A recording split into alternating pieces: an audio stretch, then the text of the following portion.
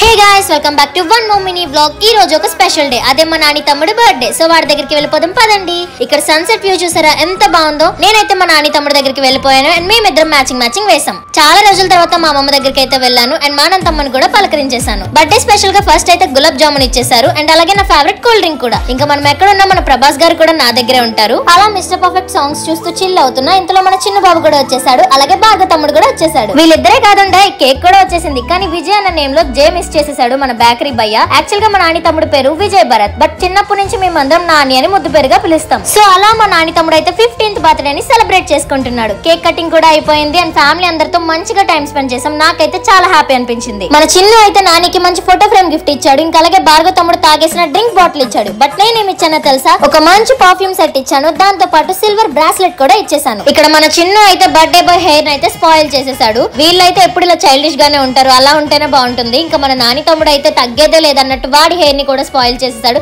చిన్న అయితే ఏం చేసినా ఎంజాయ్ చేస్తాడు. సో అలా డిన్నర్ కి మా అనంతమ్మ అయితే నాకు ఇష్టమైన చికెన్ బిర్యానీ ప్రిపేర్ చేసింది. చాలా బాగుంది. That's all guys, bye. మళ్ళీ కలుద్దాం. సబ్స్క్రైబ్.